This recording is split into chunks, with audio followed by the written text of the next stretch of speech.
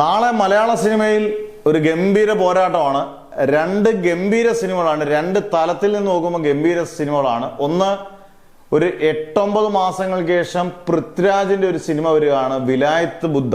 ഇത് ആദ്യം മുതലേ ഫേമസ് ആയത് സച്ചി സംവിധാനം ചെയ്യാനിരുന്ന സിനിമയാണ്. ഇന്ദുഗോപന്റെ സ്ക്രിപ്റ്റ് എടുത്തിട്ട് സച്ചി എല്ലാം പറഞ്ഞത് സംവിധാനം ചെയ്യാനിരുന്നതാണ്. സച്ചി എന്ന് പറയുന്ന ഒരു സംവിധാനം നമുക്ക് മറക്കാൻ പറ്റത്തില്ല, സ്ക്രിപ്റ്റ് റൈറ്ററിനെ. കാരണം ഗംഭീര സിനിമകളാണ് അദ്ദേഹം സംവിധാനം ചെയ്തത്. അപാര ടാലന്റ് ഉള്ള ഒരാളായിരുന്നു.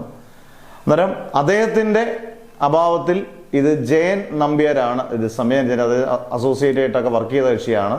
അന്നേരം ഇന്ദുഗോപന്റെ തന്നെ സ്ക്രിപ്റ്റാണ്. പൃഥ്വിരാജും ഷമ്മി തിലകനും സുരാജും ഒക്കെ ഒരുപാട് താരനിരകളുള്ള, അത്യാവശ്യം പൈസ നല്ലപോലെ മുടക്കിയിട്ടുള്ള സന്ദീപ് സേനാണ് ഇതിന്റെ നിർമ്മാതാവ്. അന്നേരം പൈസ മുടക്കിയിട്ടുള്ളൊരു സിനിമ തന്നെയാണ് വിലായത്ത് ബുദ്ധ. ഏകദേശം 3 മണിക്കൂറിനടുത്ത് ഈ സിനിമയുടെ ഡ്യൂറേഷൻ 2 മണിക്കൂർ 56 മിനിറ്റ് ആണ്. ഏകദേശം 3 മണിക്കൂർ അടുത്തുണ്ട് ഈ സിനിമ. എന്തായാലും ആക്ഷനും അത്യാവശ്യം കോമഡിക്കും ഡയലോഗും ത്രില്ലറും എല്ലാം അടങ്ങുന്ന ഒരു കംപ്ലീറ്റ് പാക്കേജ് ആയിട്ടാണ് വിലായത്ത് ബുദ്ധ വരുന്നത്. വിലായത്ത് ബുദ്ധയുടെ ഭാവി ഉച്ചയോടുകൂടിയൊക്കെ നമുക്ക് അറിയാൻ എന്തായാലും സാധിക്കും.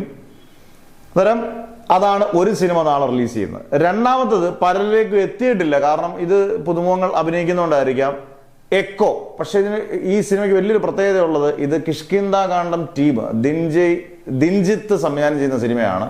ഈ സിനിമ ട്രെയിലർ കാണുന്നവർക്കറിയാം, ഗംഭീര ട്രെയിലറാണ്. ഒരു വിഷ്വൽ ബ്യൂട്ടിയൊക്കെ ഒരു രക്ഷയില്ല.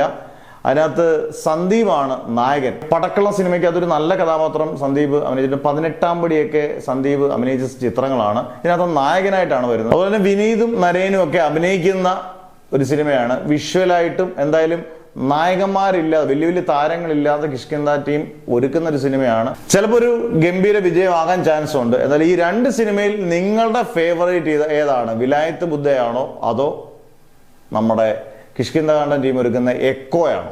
നിങ്ങൾ ആദ്യം കാണുന്ന സിനിമ ഏതാണ്? നാളെ രണ്ട് സിനിമകളും കാണുന്നവരുണ്ടോ? എന്തായാലും കമന്റ് ബോക്സിൽ പറയുക. ആര് മിന്നിക്കും, ആര് തൂക്കും, ഇതൊക്കെ നിങ്ങൾ കമന്റ്സിൽ പറയുക. എന്തായാലും നാളെ രണ്ട് സിനിമകളും കണ്ടതിന് ശേഷം ഇതിന്റെ പക്കാ റിവ്യൂ ഇടുന്നതായിരിക്കാം. Wait and see.